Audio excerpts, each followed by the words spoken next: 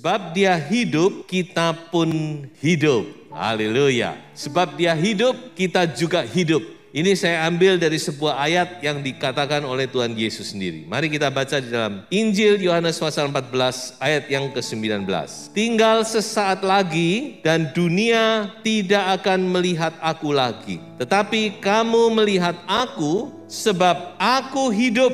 Dan kamu pun akan hidup. Haleluya. Sebab aku hidup, maka kamu pun akan hidup. Luar biasa ini saudara. Jadi kebangkitan Tuhan itu bukan hanya sekedar kita peringati, tetapi Tuhan juga mau saudara dan saya kita mengalami kebangkitan itu. Sebagaimana dikatakan, aku hidup, maka kamu pun juga hidup. Ini perkataan yang luar biasa saudara. Kita tahu bahwa Tuhan kita, Yesus sudah bangkit. Dia adalah Allah yang hidup. Kebangkitan itu mempunyai satu signifikan yang luar biasa. Kita sudah melihat bahwa kebangkitan itu membuktikan bahwa Dia adalah anak Allah yang berkuasa. Namun seringkali kita kurang memahami arti kebangkitan ini. Ada satu ayat yang luar biasa, yaitu di dalam Roma pasal 4 ayat yang ke-25. Yaitu Yesus yang telah diserahkan karena pelanggaran kita dan dibangkitkan karena pembenaran kita. Saya katakan ayat ini luar biasa. Mengapa saudara? Karena sulit dimengerti. Yesus itu bangkit untuk pembenaran saudara dan saya. Saya renungkan ini bangkit untuk pembenaran kita. Saya bersyukur ada sedikit cahaya yang Tuhan berikan. Ada beberapa pengertian yang saya bisa sampaikan dari ayat ini. Yang pertama, bahwa kebangkitan itu punya peranan untuk pembenaran kita, justification. Kalau saudara mempelajari kitab Roma, saudara tahu bahwa Roma itu berbicara tentang dibenarkan karena iman. Justified, justification. Jadi bagaimana orang berdosa bisa dibenarkan di hadapan Allah itu karena iman. Iman kepada Yesus Kristus yang sudah mati bagi dosa-dosa kita. Jadi pembenaran itu kaitannya erat dengan kematian. Tetapi kematian tanpa kebangkitan maka tidak ada artinya. Nah itu yang pertama saudara. Kalau Yesus hanya mati, dia mati untuk dosa-dosa kita, tapi dia tidak dibangkitkan, maka seperti orang itu cuma separuh jalan. Sebab itu benar dikatakan oleh ayat ini bahwa Yesus dia dibangkitkan karena atau untuk pembenaran kita. Jadi wis benar, mantap kita ini dibenarkan di hadapan Tuhan. Itu yang pertama. Yang kedua, mempunyai pengertian kebangkitan itu membuktikan bahwa iman kita kepada Yesus itu benar. Bahwa kita percaya kepada Yesus itu benar-benar benar. Iman kita ini memang benar. Sebab tidak ada orang satupun di dunia ini yang dibangkitkan dari antara orang mati. Kecuali Yesus. Saudara jangan ngomong, oh itu ada katanya mati suri dibangkitkan. Itu lain saudara. Ada atau tidak ada saya tidak tahu. Setahu saya orang kalau mati, ya mati. Mungkin bisa terjadi, mujizat bisa terjadi. Tapi mereka dibangkitkan untuk mati lagi, bukan? Tapi Yesus tidak sama. Dia bangkit dengan tubuh kebangkitan dan dia hidup untuk selama-lamanya. Dan itu tidak pernah ada di dunia ini. Sebab itu kebangkitan ini membuktikan bahwa iman Anda dan iman saya kepada Yesus Kristus itu adalah benar.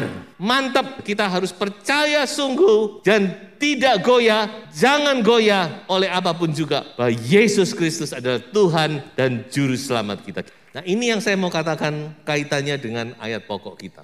Yesus berkata, karena aku hidup, maka kamu pun akan hidup. Jadi setiap firman Tuhan itu benar, dibuktikan dengan kebangkitannya. Ada 3 macam kehidupan yang Tuhan berikan lewat kebangkitannya. Saya sekarang mulai masuk kepada inti. Ada 3 macam kehidupan yang Tuhan berikan oleh kebangkitannya. Yang pertama yaitu dikatakan bahwa di dalam Yesus, oleh kebangkitan Yesus, oleh kehidupan Yesus, maka kita menerima hidup yang baru. Hidup yang pertama adalah hidup yang baru. Sebab aku hidup, kamu pun akan hidup. Hidup yang bagaimana? Yang pertama adalah hidup yang baru. Yang dalam bahasa yang sering kali diucapkan adalah kelahiran baru. Lahir baru, newborn, born again. Kita memakai kata born from above, born by the Spirit. Macam-macam istilah ini. Ini memang topik yang jarang disentuh. Tapi saudara harus mengerti ini karena ini penting. Mengapa saya katakan penting? Karena ini yang pertama-tama yang menjadi dasar perjalanan hidup kita sebagai orang percaya. Makanya saudara-saudara, di dalam Injil Yohanes pasal 3, ketika Yesus bertemu dengan Nikodemus, seorang pemimpin agama Yahudi, orang yang hebat, berpendidikan tinggi secara agama. Tetapi sayang, Nikodemus tidak mengerti, saudara, tentang kelahiran baru. Makanya Yesus langsung ngomong kepada Nikodemus, kalau orang tidak dilahirkan baru, jangan harap dia melihat kerajaan sorga. Jangankan masuk sorga, melihat saja tidak akan dapat. Dan Nikodemus bingung, saudara. Sampai dia bertanya demikian. Ini pertanyaan yang, ya kalau kita lihat pertanyaan yang lucu, saudara. Dia bertanya kepada Yesus, nah kalau orang sudah tua kayak aku, masa aku harus masuk ke rahim ibuku lalu aku lahir lagi? Coba saudara. Ini teolog Yahudi, ahli agama Yahudi, orang yang pintar, orang yang terbelajar, tetapi tidak mengerti tentang kelahiran baru. Dan Yesus langsung bicara kepada inti masalah. Dengan lain kata, Yesus ngomong kamu harus lahir baru. Kalau tidak, kamu tidak akan bisa masuk surga. Perhatikan perkataan Tuhan Yesus ini. Betapa pentingnya hidup yang baru, lahir baru, born again, dilahirkan kembali ini, saudara. Dan kita semua yang percaya kepada Yesus Kristus, kita adalah orang-orang yang sudah dilahirkan baru. Ini bukan perkataan saya, ini perkataan firman Tuhan, saudara. Ya, saudara harus percaya, saudara harus yakin bahwa Anda adalah orang-orang yang sudah dilahirkan baru. Kecuali saudara tidak percaya kepada Yesus, saya tidak tahu. Tapi kalau saudara yakin percaya, Yesus Kristus adalah Tuhan, saudara menerima Dia sebagai juru selamat pribadimu, maka engkau dilahirkan baru sebagai anak-anak Allah. Nah, inilah yang pertama-tama kita lihat. Sebab aku hidup, kamu pun akan hidup. Yang pertama adalah hidup yang baru. Makanya kita semua ini saudara bersaudara ya. Kita dilahirkan dalam keluarga Allah. Sudah walaupun kita tidak kenal satu dengan yang lain, kita tidak tahu, mungkin ada yang kenal, mungkin ada yang tidak kenal ya. Tapi sebenarnya kita ini satu saudara. Karena kita dilahirkan kembali sebagai anak Allah dalam keluarga Allah. Itu yang pertama, saudara. Nah, mungkin saudara berpikir, saya kok tidak merasa? Memang tidak bisa terasa. Makanya Tuhan Yesus ngomong sama Nikodemus. Kan Nikodemus juga bingung, saudara ya. Kelahiran baru kok tidak pernah dengar. Makanya Tuhan Yesus ngomong gini, coba lihat ayat berikutnya. Yohanes pasal 3 ayat yang ke-8. Yesus berkata kepada Nikodemus, angin bertiup kemana ia mau dan engkau mendengar bunyinya, tetapi engkau tidak tahu dari mana ia datang atau kemana ia pergi. Demikianlah halnya dengan tiap-tiap orang yang lahir dari roh. Kelahiran baru itu tidak bisa dilihat, tidak bisa dirasakan dengan rasa-rasa, waduh kok kayaknya iya, kayaknya enggak. Makanya kita harus yakin percaya. Tuhan Yesus berkata, orang yang dilahirkan baru itu seperti angin. Siapa di sini yang pernah melihat angin? Tidak pernah, bukan? Tapi angin itu ada. Angin, badai. Tidak kelihatan, tapi nyata. Nah, saudara-saudara, demikian juga dengan kelahiran baru. Tidak bisa dilihat, tidak bisa dirasa-rasakan. Tetapi saudara, percayalah, Anda yang sudah percaya kepada Yesus, Anda adalah orang-orang yang sudah dilahirkan baru. Amin. Sebab itu kita akan melihat kerajaan sorga. Bahkan kita akan masuk kerajaan sorga. Yang kedua, saudara-saudara, hidup yang kedua adalah hidup yang sejati. Hidup yang sesungguhnya. Apa yang saya maksud dengan kata hidup yang sejati ini? Mari kita membaca satu ayat di dalam Injil Yohanes pasal 10 ayat 10. Aku datang supaya mereka mempunyai hidup dan mempunyainya dalam segala kelimpahan. Perhatikan saudara-saudara. Tuhan Yesus datang ke dalam dunia ini bukan sekedar menyelamatkan Anda supaya Anda nanti kalau mati masuk surga.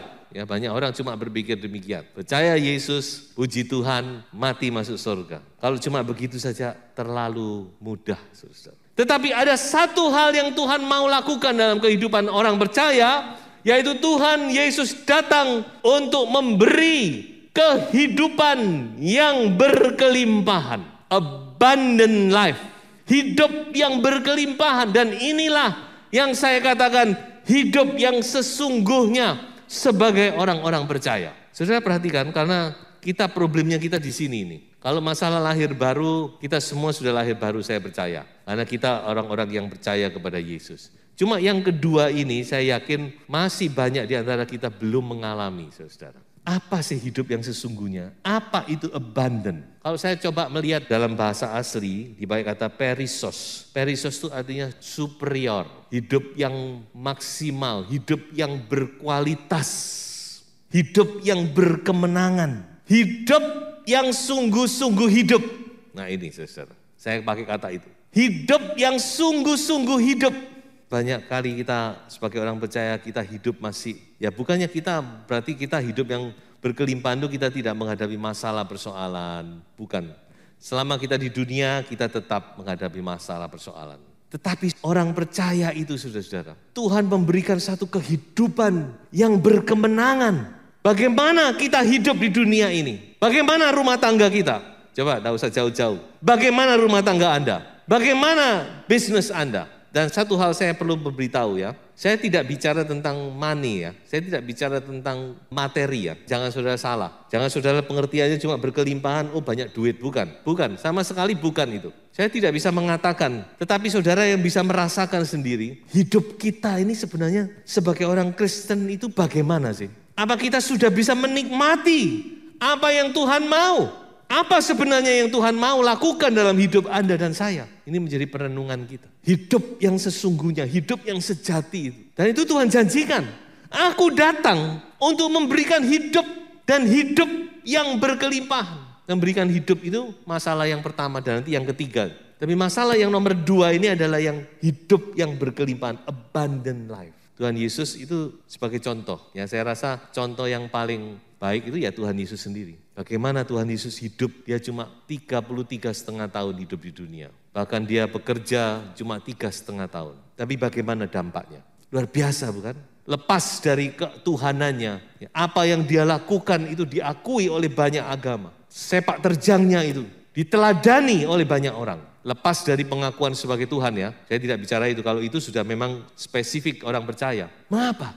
Nah ini menjadi pertanyaan kita bukan? Saya yakin karena Yesus, dia hidup sesuai dengan firman Tuhan. Nah hidup yang berkelimpahan ini kuncinya di sini. Coba perhatikan ini. Bagaimana? Di dalam Injil Yohanes pasal 1 ayat 4, ayat ini sederhana. Tapi kalau kita renungkan luar biasa. Dikatakan di dalam dia ada hidup.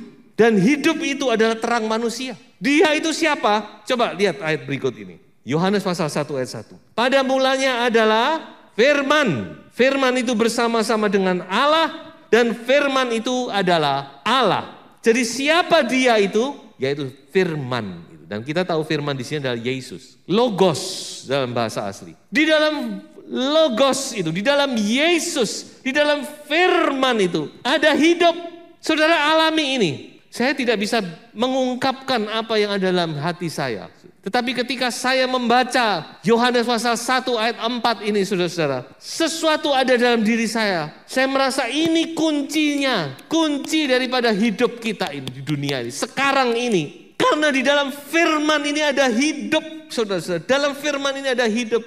Dan itulah hidup yang berkelimpahan. Yang Tuhan siapkan bagi setiap orang percaya. Mengapa kita tidak alami? Karena kita tidak hidup di dalam firman. Ya kita belajar tentu semua. Termasuk saya, semua kita belajar.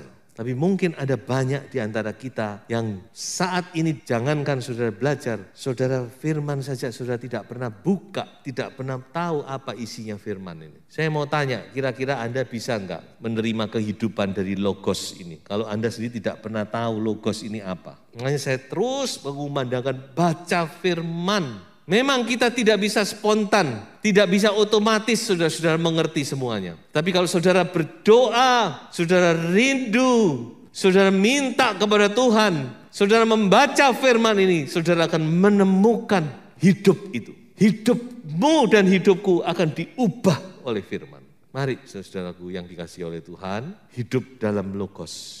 Hidupilah logos itu, dalami firman itu. Sebab di dalam dia ada hidup. Hidup itulah hidup yang berkelimpahan. Aku datang supaya domba-domba itu memiliki hidup yang berkelimpahan. Ini yang kedua yang ingin saya sampaikan, saudara. Sebab aku hidup, kamu pun akan hidup. Yang nomor satu adalah hidup yang baru. Yang nomor dua adalah hidup yang berkelimpahan. Dan yang nomor tiga adalah hidup yang kekal. Ini masih akan datang, tapi sangat penting tujuan kita juga, yaitu hidup yang kekal. Apa hidup yang kekal itu? Yaitu kita tidak mengalami yang namanya maut. Apa maut itu? Coba lihat ayat berikut ini. Wahyu 20 ayat 6, berbahagialah dan kuduslah ia yang mendapat bagian dalam kebangkitan pertama itu. Kematian yang kedua tidak berkuasa lagi atas mereka. Kata kematian yang kedua itu dipakai 3 kali. Ini yang pertama, yang kedua di dalam Wahyu pasal 20 ayat 14, yang ketiga dalam Wahyu pasal 21 ayat yang ke-8. Inilah maut itu, saudara-saudara. Jadi maut itu apa? Kalau saya terjemahkan maut, adalah kematian sesudah kematian. Tuhan tidak menjamin Anda yang percaya Yesus tidak mati. Tidak ada jaminan itu. Tapi yang firman Allah jamin adalah Anda tidak akan mengalami maut. Dan maut itu adalah kematian setelah kematian. Firman Tuhan berkata kematian yang kedua. Saudara, kita bisa mati, tapi juga bisa tidak. Kalau Tuhan Yesus datang masih jauh 20 tahun ke depan, mungkin yang masih muda-muda akan mengalami itu. Dan Tuhan berjanji memang, ya, ada orang-orang yang tidak akan mati, tidak akan mengalami kematian badani. Ketika Yesus datang kedua kali, dia akan diubahkan tubuhnya. Tapi bagi kita yang mungkin akan alami kematian secara tubuh, kita juga tidak usah takut, karena kita tidak akan mengalami maut. Mengerti? Kita tidak akan mengalami maut, kita hanya mengalami kematian secara jasmani. Tapi kita tidak akan mengalami yang namanya maut, tidak akan mengalami. Kematian yang kedua tidak akan mengalami. Nah, inilah janji Tuhan. Sebab aku hidup, kamu pun akan hidup. Itu maksudnya. Hidup. Kita tidak akan mengalami kematian yang kedua. Kematian yang kedua adalah kematian yang kekal selama-lamanya. Sebab itu kebangkitan itu mempunyai makna yang luar biasa. Jadi kata sebab aku hidup, kamu pun akan hidup. Itu mempunyai 3 pengertian. Yang pertama adalah kita mengalami kelahiran baru. Yang kedua, kita dapat hidup dengan hidup yang berkelimpahan di dunia ini. Dan yang ketiga, kita tidak akan mengalami yang namanya maut. Sebab itu saudara-saudara, jangan takut dengan kematian. Banyak orang, takut. Ya memang kalau mau ngomong semua orang takut mati memang.